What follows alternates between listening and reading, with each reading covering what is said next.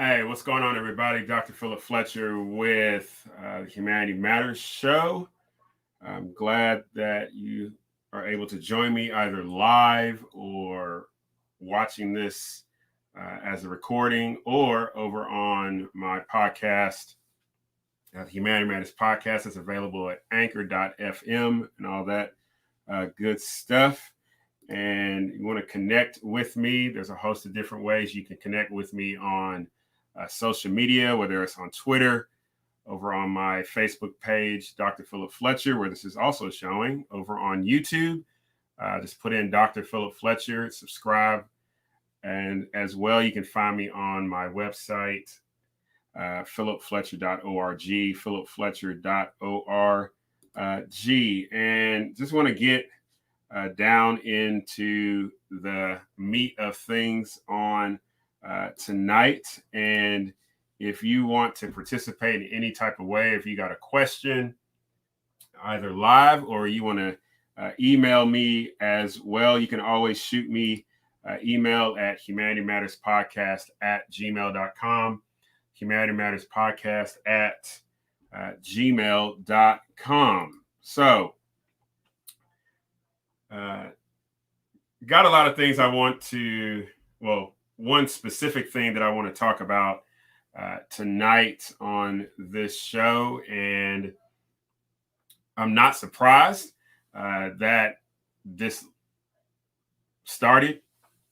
Not surprised of the first city that it started with. It was either going to be some California city or a New York City, and it happened to be a New York city.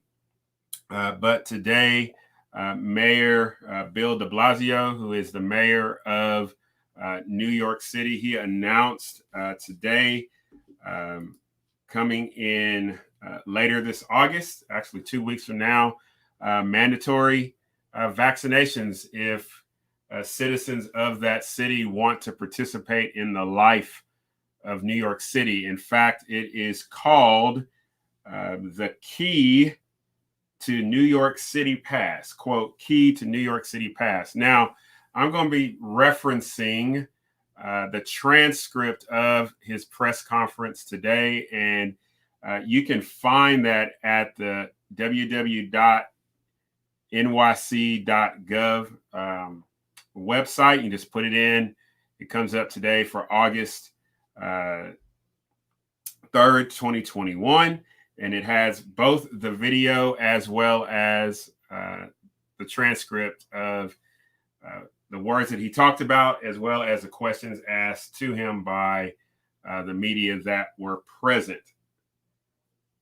So let me first say on this whole thing, I've really tried to keep above board on this whole COVID 19 virus that we as American citizens specifically, and then the world has experienced since 2020.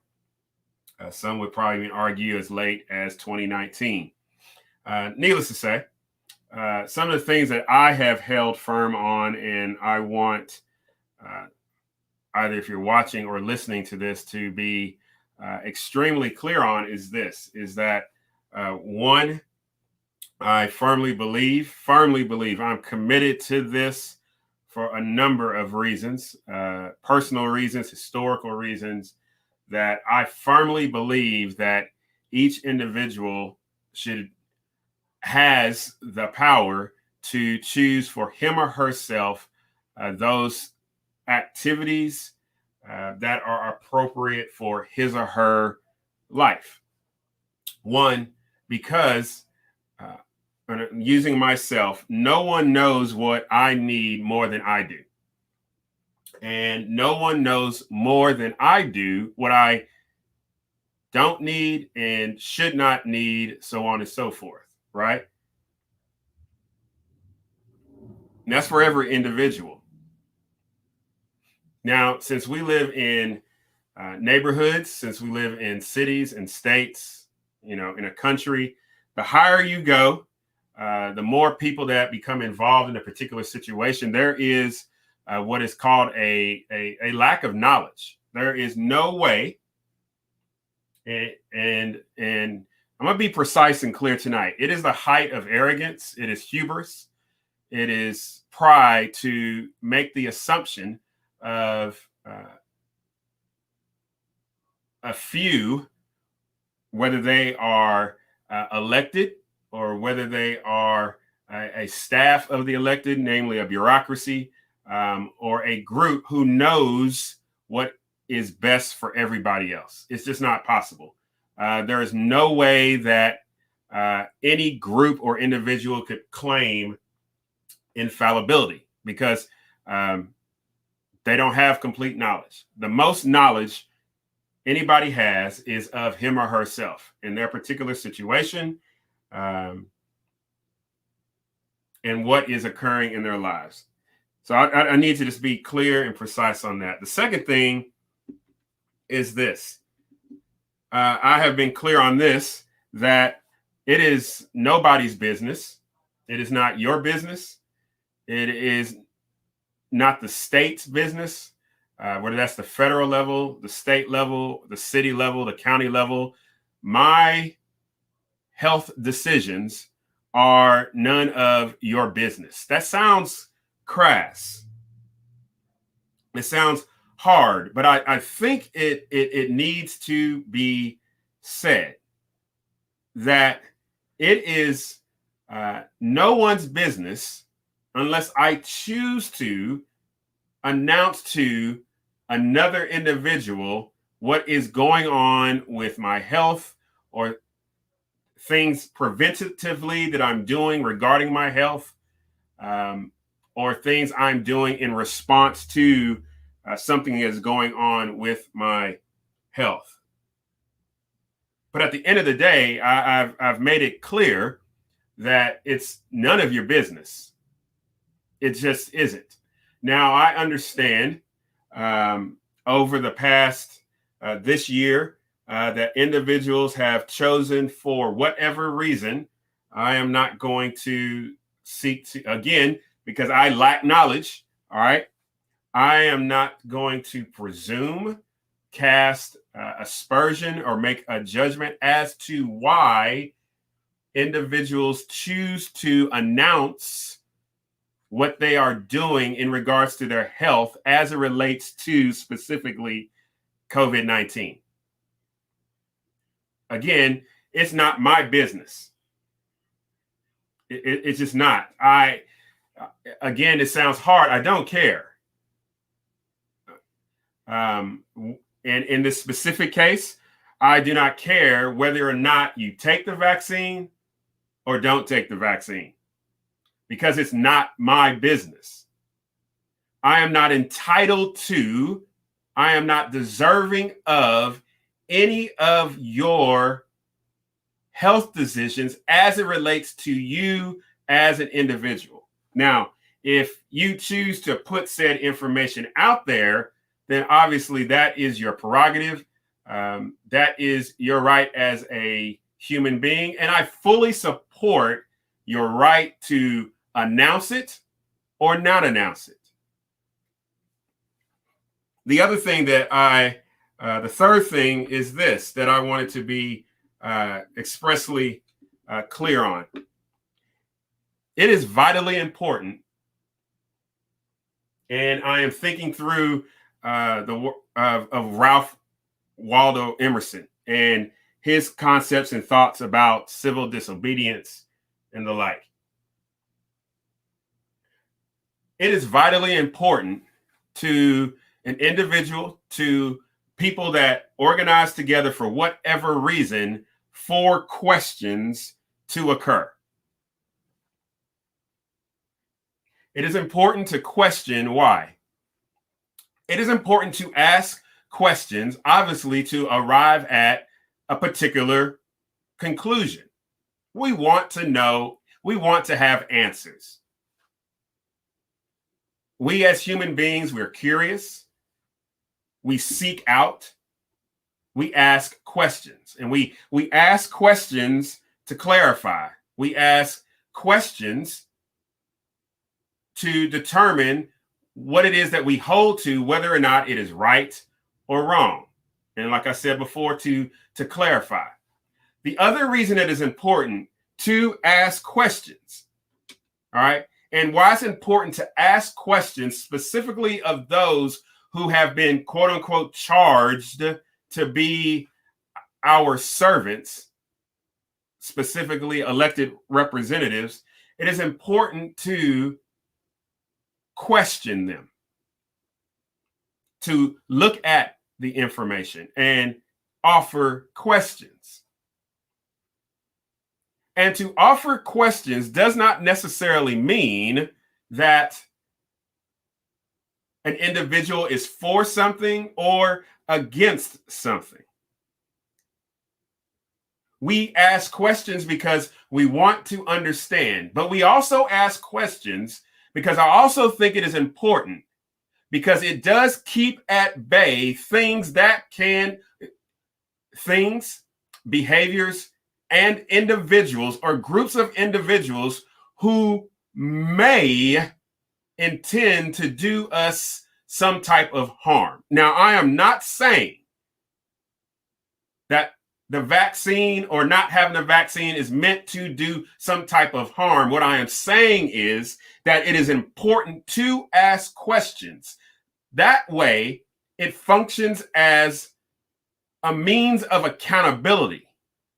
It functions to protect those who can't protect themselves or who cannot ask questions. To ask questions lets those in authority know that they cannot and should not do whatever it is that they want to do.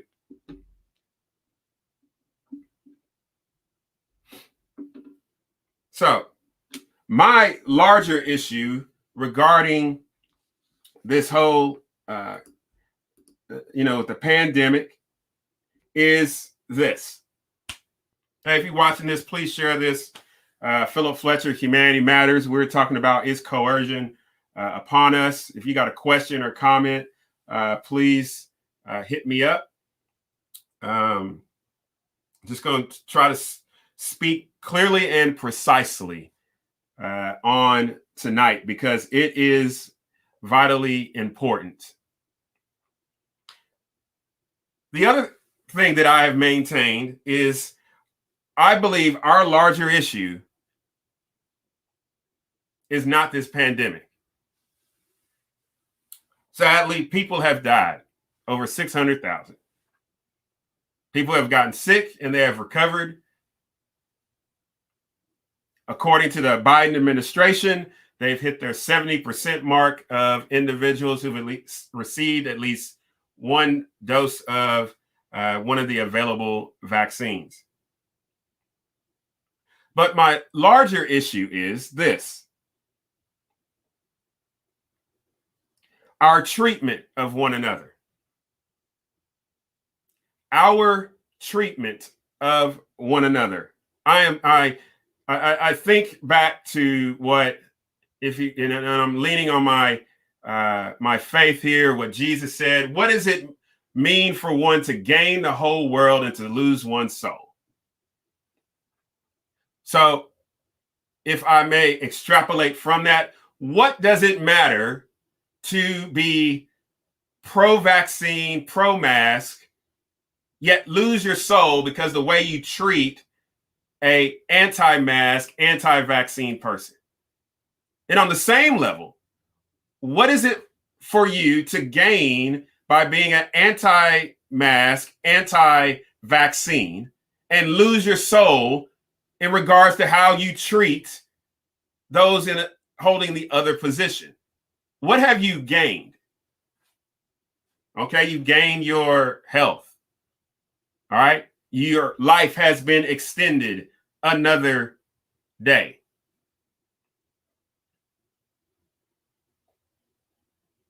You are maintaining your freedoms and your liberties, so on and so forth.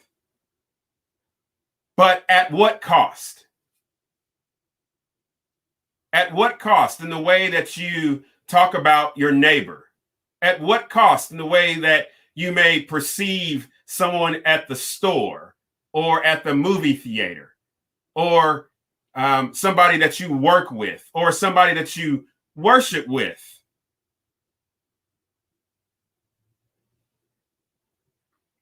At what cost? Is it you've held your position, right? On what other side? But yet you sacrifice, and these are the words that I'm going to use tonight. You depersonalize an individual or a group of people for what purpose? For what end? What is the telos of your treatment of that individual, using some type of shame, condemnation, some type of pejorative? What have you gained? Because when this subsides, and I believe it will, like all these others that have come before it, what we will be left with is how we now treat one another, because we are establishing a new normal in how we relate to one another. We're already physically distant from one another. We already, for many people, hide our faces so we can't see the expressions of one another. And now we are moving towards, and now I'm about to transition to de Blasio, that there is a growing willingness, because there's protests like this happening in France as well, over the very thing that de Blasio just announced. If you don't know about that, I would encourage you to go to ground.news. That's where I get all my news. You can get it local, statewide, nationwide, worldwide, and see how other countries are dealing with this and what other things are being said. And you will actually find out you're not alone. That there are other individuals, other nations who are dealing with similar things. So I would encourage you to go to ground.news. You can get that on a website. They didn't pay me to say this. This is something that's helpful to me. It looks at all the news. It judges it versus center, left, right. It gives it a bias score, so on and so forth. It gets you out of your echo chamber. Okay.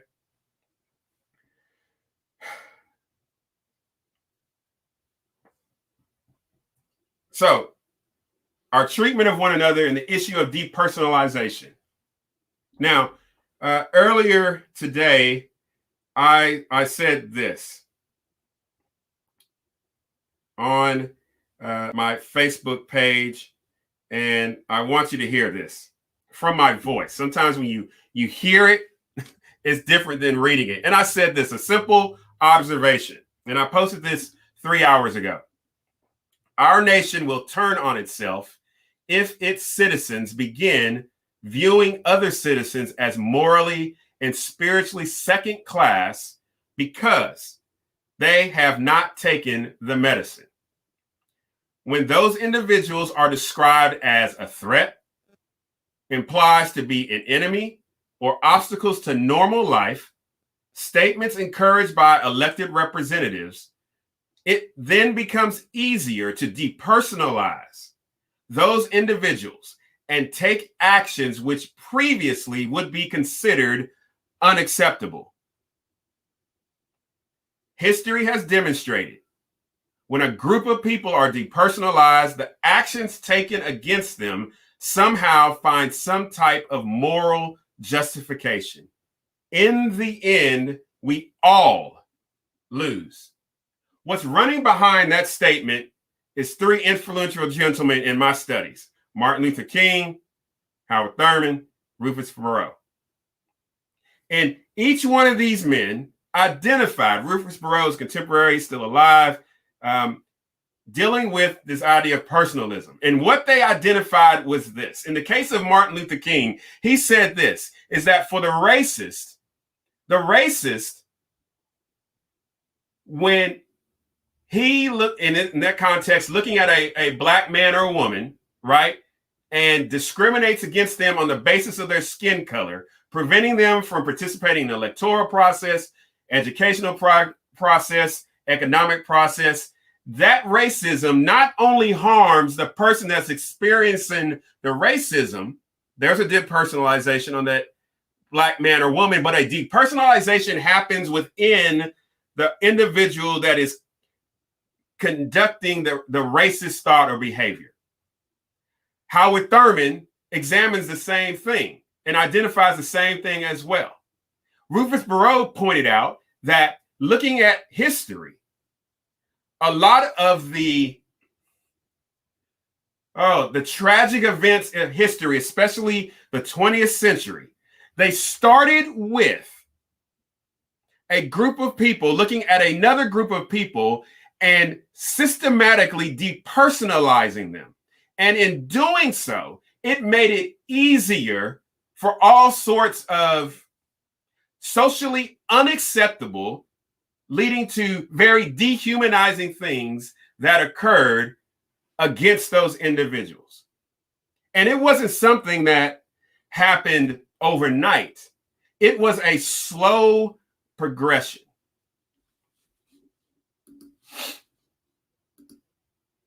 So,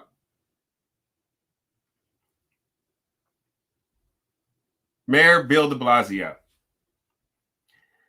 I'm just going to read some excerpts from his transcript. Again, I'll put the link to this whole transcript as well, so that you can look at it. All right. And so he opens up with a cordiality. Good morning, everyone. Every day we focus on the recovery of New York City, a recovery for all of us, and that recovery is well underway. Okay. So he mentions that this is the whole ball game. Everyone. All right. And he says that vaccination has made the difference. And now we've added this $100 incentive. So people are being incentivized. Federal dollars are being used. All right.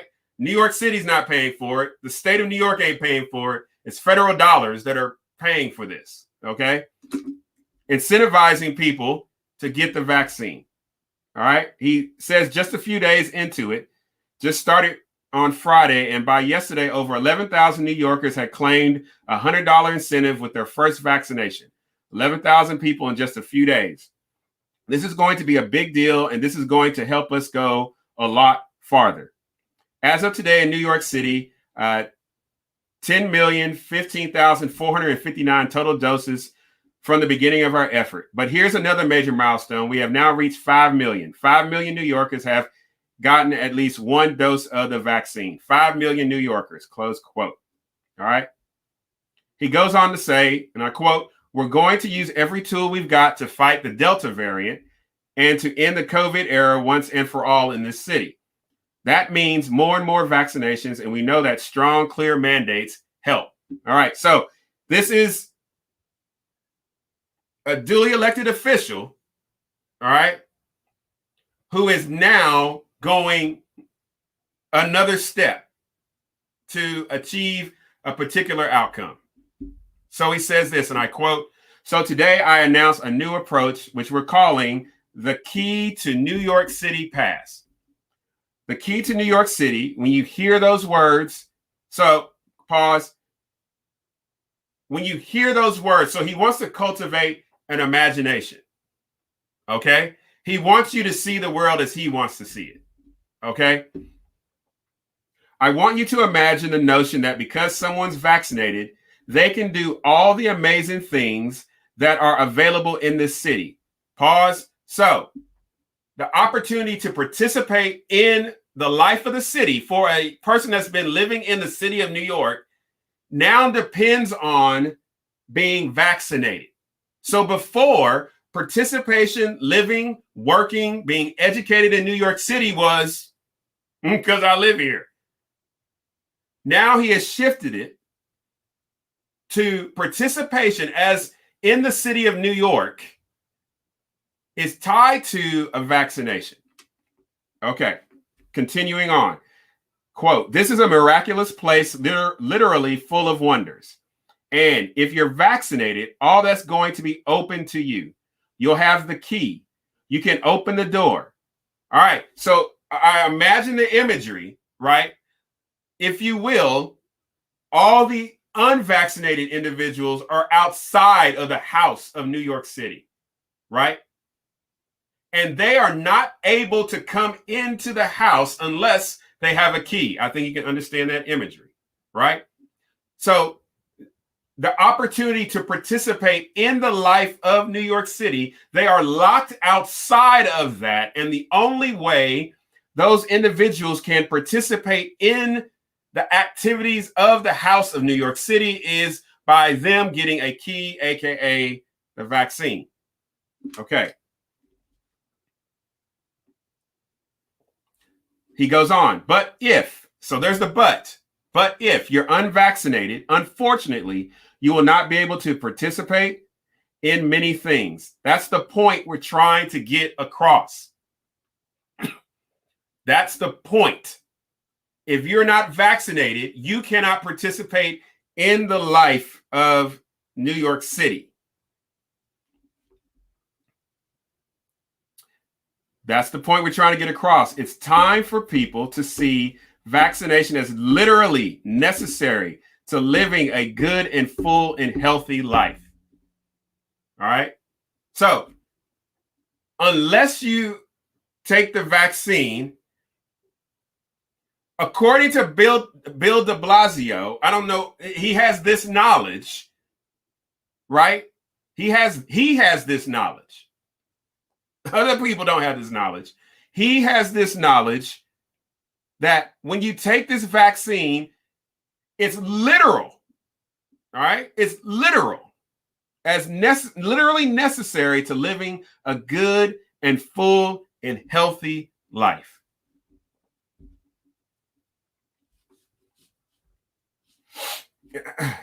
So again, the goalposts have been moved. So it's moved from get the vaccine. Then it moved to we'll incentivize you $100, or in some other states, it's a lottery, or it's, you can win a firearm, whatever it is, right? Concert tickets. Now for New York City, they've moved it to now, if you want to participate in the activities of New York City, right?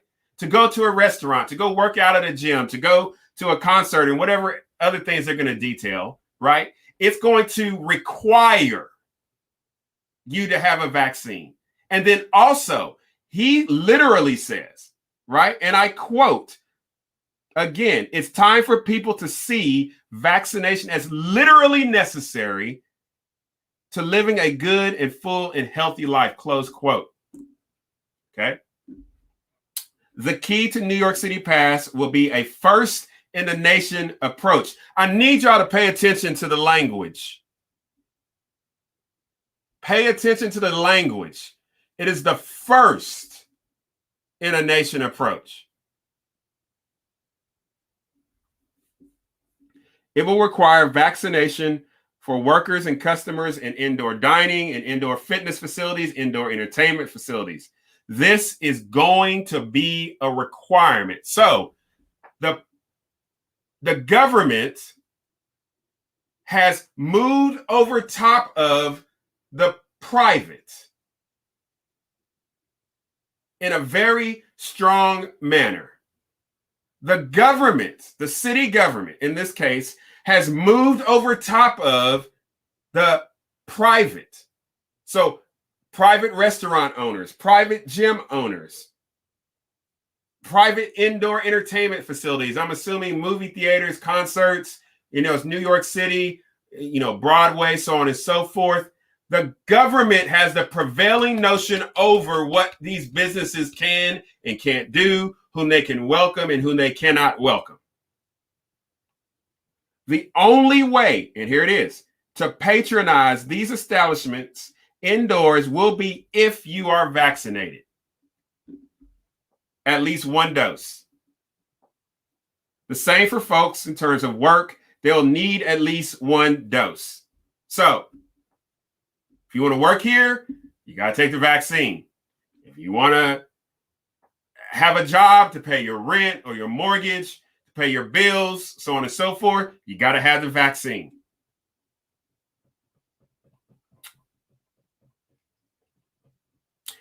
Again, I'm trying to speak clearly and precisely. On the inside, I'm going to be quite honest with you. I am hot. Like, but I want to be fair to what this man put out.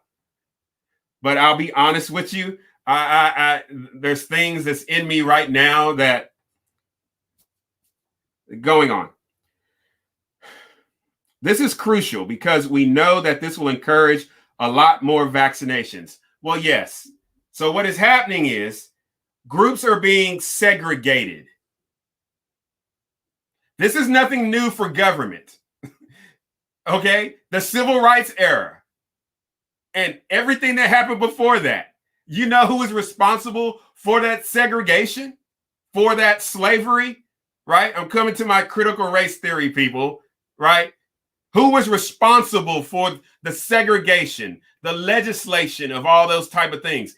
It was city, county, state, and federal government. And again, on the basis of a vaccine and receiving the vaccine, people are being segregated out.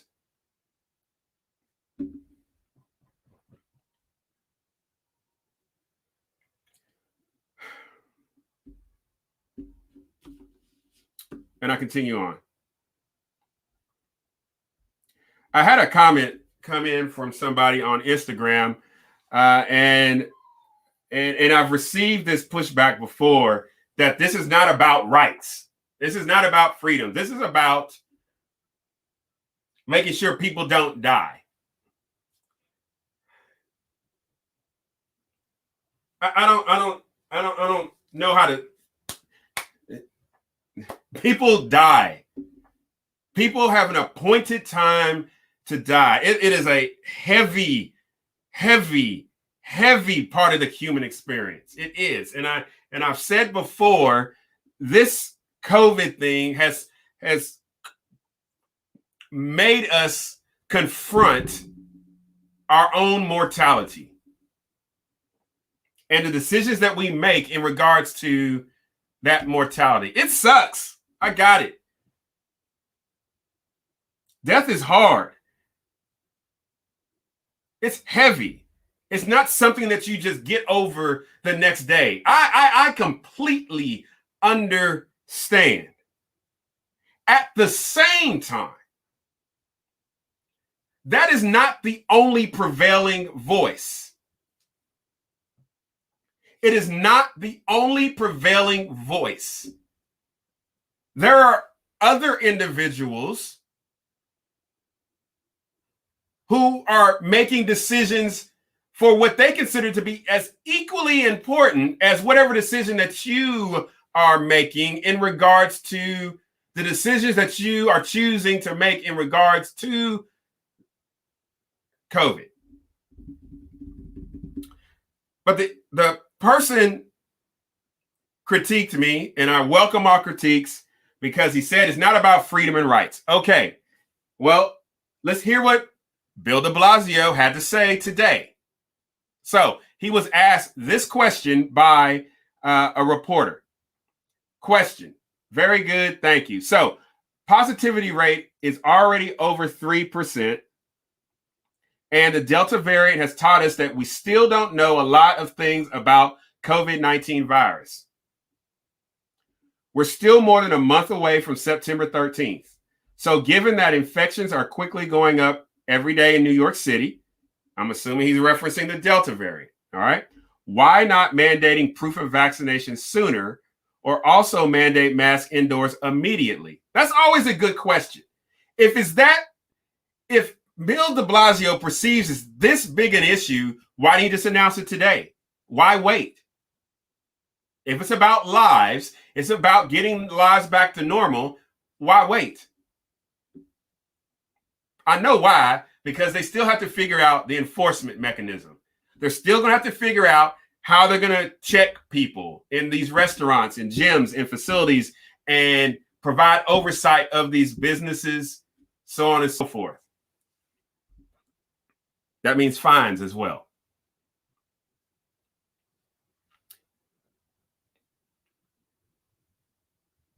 going on back to the question. Why not mandating proof of vaccination sooner, or also mandate masks indoors immediately, or proof of negative tests at public venues like Congressman Espelliot and Councilman Levine have asked the city to do? And a city like Paris has started doing this week. Again, I reference France. Go look it up. There's a lot going on in France. There's a lot. I'm not going to probably report in the United States, but go check it out. What's going on? And so the mayor responds to Juan Manuel, who is asking this question. And I'll get to y'all comments in a section. I just want to get through the meat of this. All right. Juan Manuel, we're looking at every option.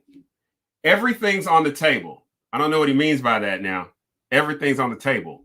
What else could there be? As I said, we've been climbing the ladder, more and more announcements, more and more new strategies all the time. Everything's on the table. But the most important piece is vaccination. I said, yes, I'm going to say it again. Our strategy is vaccine-centric. Anything and everything we do is to support vaccination. Anything less than vaccination isn't going to get us where we need to go. So we're certainly ready to look at any additional options. What does that mean? What does that mean? I'm taking people through this because if it comes to Conway or Little Rock or Fayetteville or Springdale or Dumas or Los Angeles or Louisville or Atlanta or Dallas or wherever, ask these questions.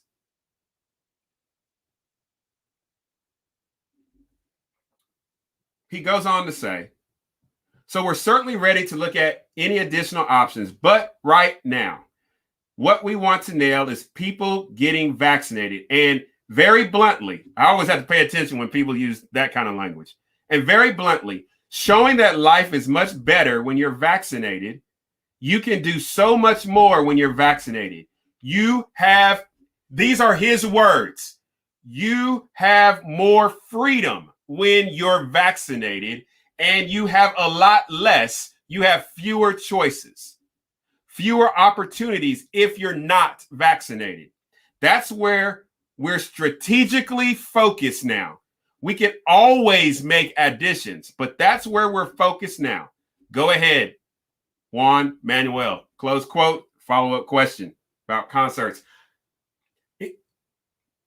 He said it himself. So I got the critique based off my Facebook post I wrote that Philip is not about freedoms and rights. Bill de Blasio just said it is. He just said it is. Let me read it to you again. Again, it's in his transcript. It's coming out of his own words, okay? Let me go back to the beginning of the sentence. And I quote, so we're certainly ready to look at any additional options. But right now, what we want to nail is people getting vaccinated and, very bluntly, showing that life is much better when you're vaccinated. You can do so much more when you're vaccinated. You have more freedom when you're vaccinated. And you have a lot less, less freedom. You have fewer choices, fewer opportunities if you're not vaccinated. That's where we're strategically focused now. Close quote.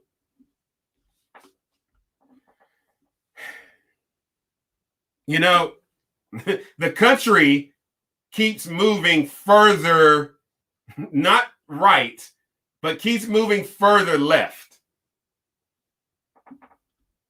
There's authoritarianism on a right end and a left end.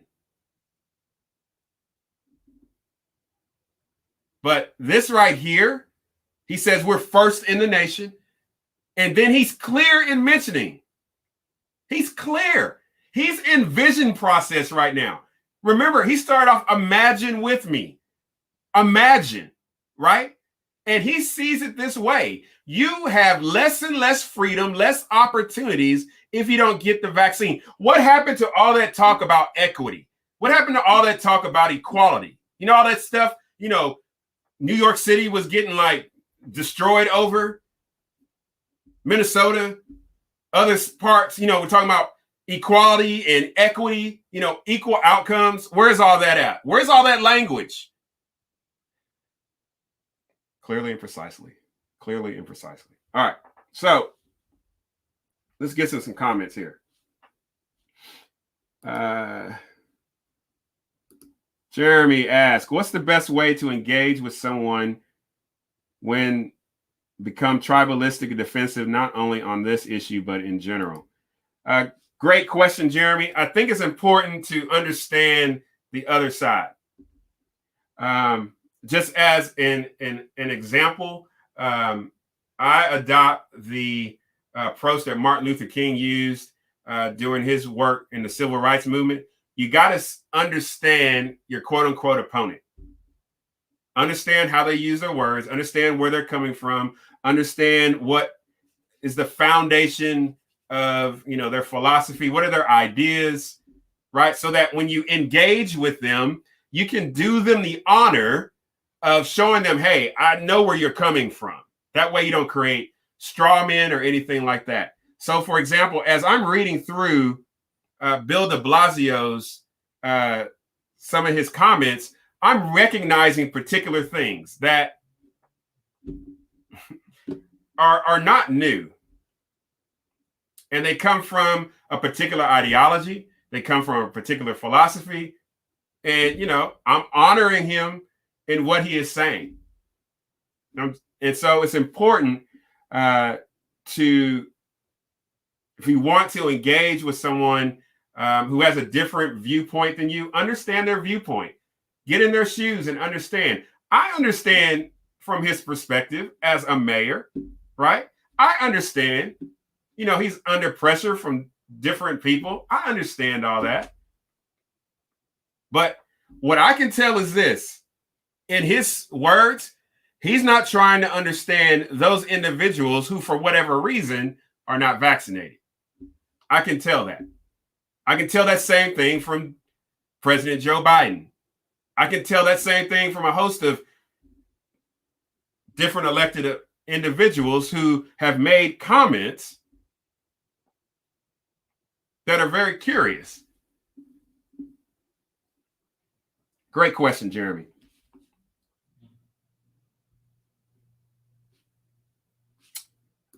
Amber says, wow, that just screams, if you don't get vaxxed, you no longer have rights in the city. Yeah, they haven't gone that far. You just don't have the right to patronize a business, gyms, or entertainment areas, which sounds eerily familiar. There's a lot of talk about, Republicans trying to institute Jim Crow as it relates to voting, but this sounds eerily familiar. Eerily.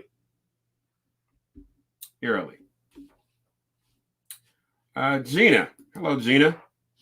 Gina says, it's sad when government has to step in because people won't take care of one another. Christians are responsible for one another, but they failed as a whole, particularly evangelicals. This is not segregation. But Gina, thank you for the comment. By the very definition, it is. It is not geographically segregating people, but segregation, by its implication, it does set up a wall on the basis of some particular variables. Okay? So we see it all the time. There's things that we choose to segregate from, and there's other things we choose not to segregate from. I was having a discussion with someone on Facebook yesterday talking about discrimination. Discrimination is part of the human experience. In this case, discrimination is happening. It just is. And again, Bill de Blasio said it himself. These are not my words. These are this elected official's words. And my concern is he said that we're first in the nation. Typically, people look at what California is doing, what New York is doing, and things start to move that way. Hey, in Arkansas, Tyson just said all their employees had to be vaccinated.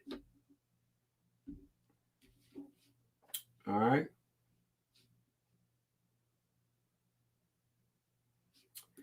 Amber has said, when one group of persons is allowed to enter a business, but another group of persons is not able to enter, then what would you call it? Yeah. So the reason in my post I said there are things that we'll do that at one time we didn't find socially acceptable. Obviously, we didn't find it socially acceptable to discriminate against individuals. Excuse me. It wasn't acceptable for the government to tell businesses to segregate or to discriminate against individuals with skin color like mine. But then it flipped the other direction when the government came in and said that bank owners, like one in Colorado, she could not discriminate on the basis of her faith in regards to making a cake for a same-sex couple. So I'm trying to figure out, is it socially acceptable or not to discriminate against an individual because of a particular set of characteristics? Because right now, what de Blasio is saying in New York City is that it's okay. And the reason it is okay is because he makes the categorical assertion that it will literally make your life better. And that, two, you'll be able to participate in the life of New York City. But, this is not about freedom and rights. So Bill de Blasio, he closes with this, and I quote, again, I'm being told this is not about freedom. It's not about rights. Philip, with that, going back, and I quote, with that, going back, everyone, to why we gathered here today, the fight against COVID. Look, this mandate is going to help us save lives. This mandate is going to help us bring our city back fully. And the bottom line is it's time for everyone to get vaccinated. And we're making it really clear. If you want the key to New York City, if you want everything good about this city, all it takes is go out and get vaccinated. Continuing on, just get that first dose and you're in the game. Hey, y'all remember that image everybody puts up with the kids looking at the baseball game? It's got different boxes, right? And it's like, the first one, the little brown kid can't see and the white kid can. And then they move the boxes around. This is equality, right?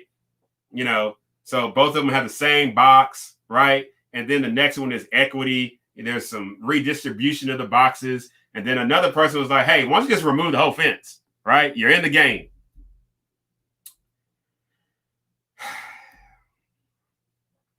Continuing on. This is Bill de Blasio at the end of his press conference. Of course, follow through. Get the second dose too at the right time. But all you got to do is walk down the street. Walk in for free. Get vaccinated. It takes a few minutes and you're in the game. Okay. If he would have just said that as your mayor, hey, will you go get vaccinated? I'm asking you to get vaccinated so we can get through COVID. Okay. Thank you. This has been your mayor. No. And if you don't get, and I continue on. It takes a few minutes and you're in the game. You get to enjoy all the life in New York City. And if you don't get vaccinated, you're going to be left out of a lot of things. And I don't say that with any joy. Okay. I appreciate that. That's honest. Taking him at his word. Continuing on. But I think it's what people need to hear to motivate a lot of people to take that next step for their own protection. We're doing this for your protection, your family, your community. So once again, the right thing to do, go get vaccinated. Thank you, everyone. And there it is. We are doing this for your protection. What other things after this are going to be offered that going to be, listen to this, you're being mandated to do something for your protection. You don't have to think about it. You don't have to mandate to me to do anything for my protection. So what Bill de Blasio is appealing to is self-interest. Hello. Self-interest, right? Vaccine, restaurants, theaters, sporting events, Yankees games, Mets game. Well, no, Yankees play in New York City, or they play out in Brooklyn. I can't remember. All right. Sporting events, Knicks, vaccine, this, vaccine, this. I want to do all these things. I don't want to be left out. I don't want to be isolated. I don't want to have that tell people, oh, I can't go in the restaurant with you because I can't show, right? That's so self-interest. We're here to protect you. We're here to protect you.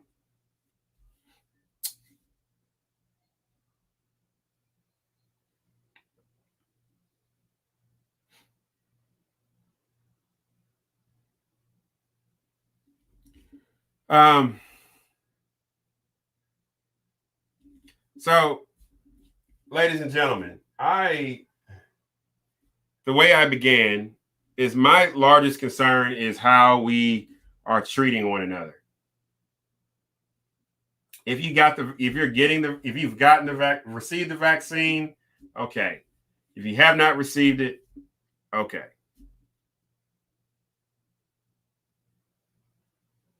Secondly, I don't know everything. I know enough about myself.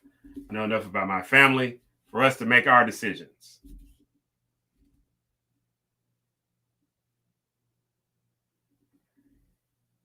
How will we be treating one another when this is all over? How will we be treating one another? I have a question for the church, but that's a whole different video. Because, yeah.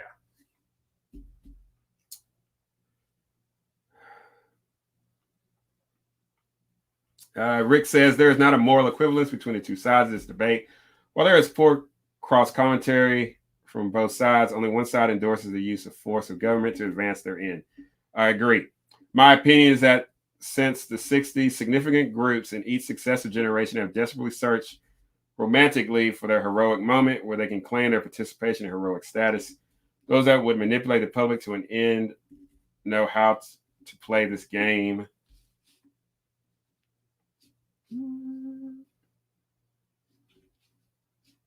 Hold on a second. And I ran out of your comment, unless you wanted to put more, Rick. Yeah, so a lot of people are going to have a lot of decisions to make.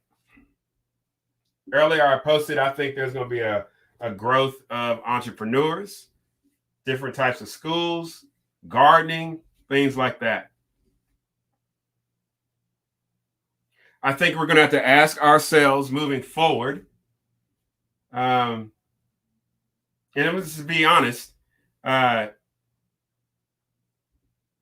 what's the next thing that we're going to find acceptable for the government to do to us?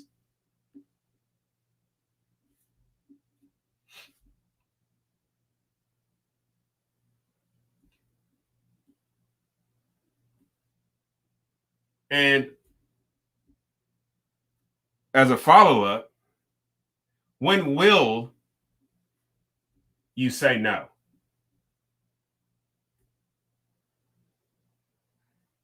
When will you say no?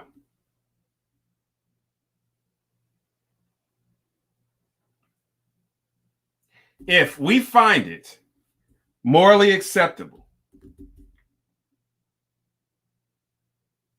to have the government come and dictate or make pronouncements that it's simply just going to be this way.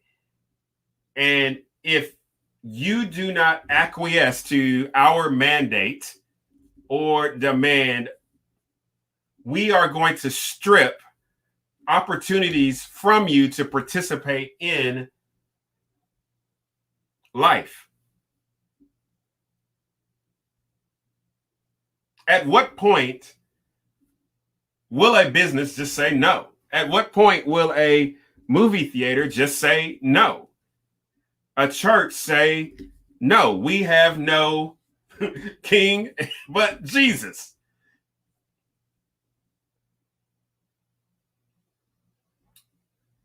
If you're a Muslim, no God but Allah, and Prophet Muhammad, so on and so forth. At what point will you say no? Or are we just continually to push this ball forward to a day when, you know what? A group of individuals will determine for you your health decisions, where you will work, what your entertainment will be, what your recreational habits will be, how far you can go, where you can go.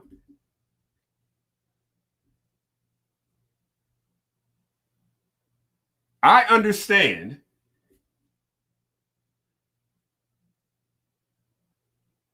the anxiety people feel.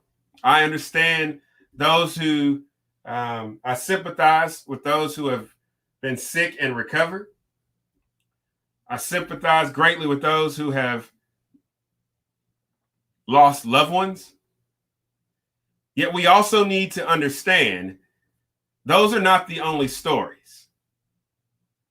That there are men and women out there who love their families, who love their children,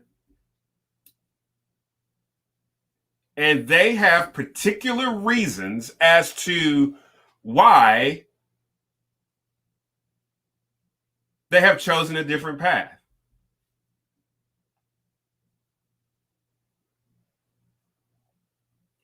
And if we are growing more comfortable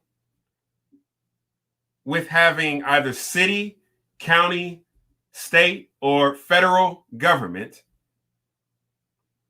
dictate to our lives, then what was the whole point of the Black Lives Matter movement last year?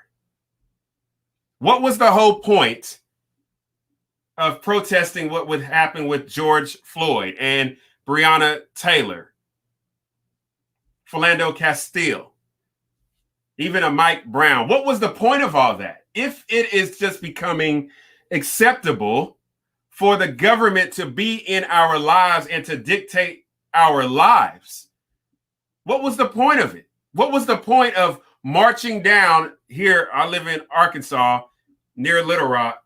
What was the point of marching down the 630 and blocking the freeway? What was the point of marching with your mayor in Little Rock? What was the point of y'all coming to Conway on Oak and Harkrider? What was the point of all that if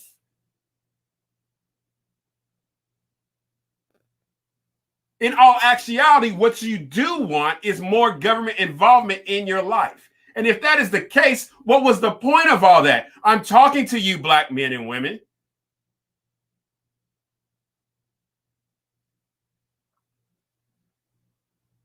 If it is acceptable for the state to determine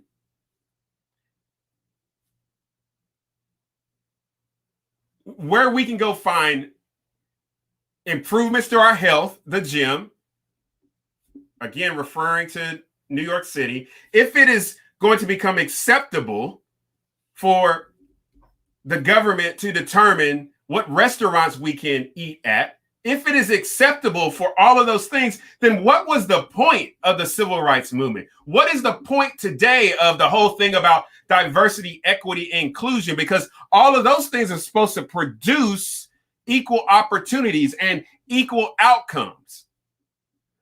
But now the state is coming in and saying, oh no, not until, for de Blasio's case, not until you get this. So my opportunity to actualize myself as a human being is dependent on not the fact that I am a human being, but it's dependent on whether or not I've received a particular substance.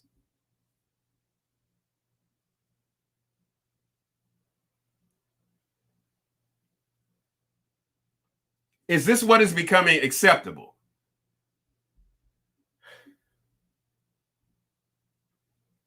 You know, I've thought long and hard. Would it be acceptable?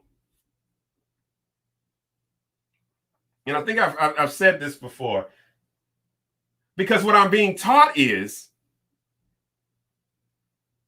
it would be acceptable to me to, I don't know, go down to City Hall here in Conway and say, hey, you know what, Mayor Castleberry and Conway City Council, I want you to mandate that everybody is going to pay to build Hope Village. I want you to mandate it. Why? Because people are homeless and it's not right. No other reason. That's what I'm being taught today. That I should go down to the city council and demand that they mandate to the 60-some thousand Conway citizens that they're going to have to pay. And if not,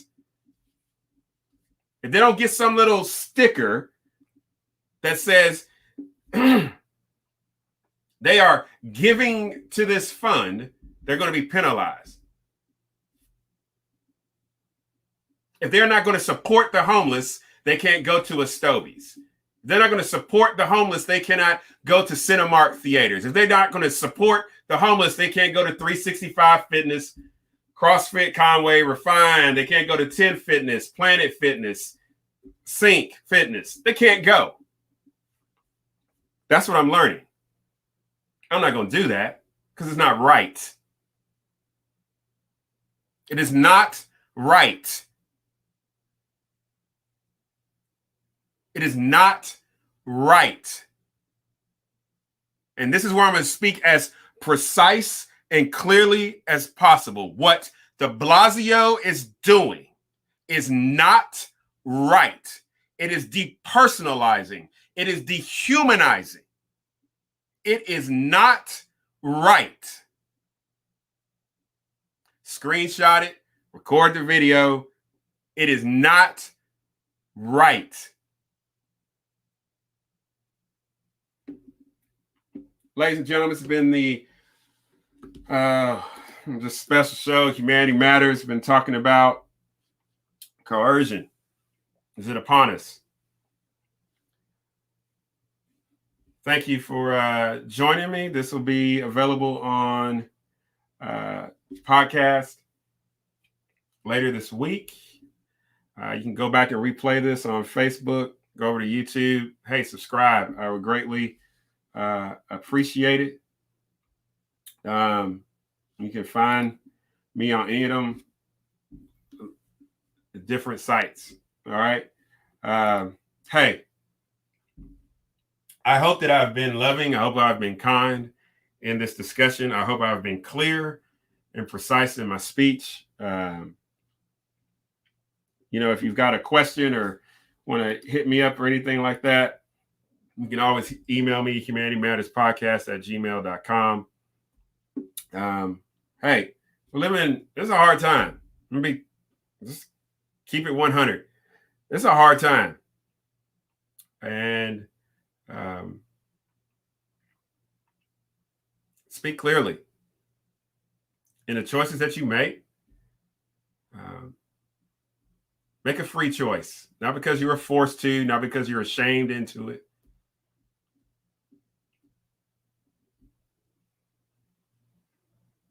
Consider yourself, consider your family, consider other people. It's important. But at the end of the day, we were created to be free, in every sense of the word, to pursue a calling, a purpose, and to find meaning in our life. So keep that in mind. So remember to be loved, to be kind, to be generous, and I will catch you soon. Y'all take care, and God bless. When I say your name, it says you exist and that you matter. I can't transform what I don't think exists. I won't transform the person I don't think that matters.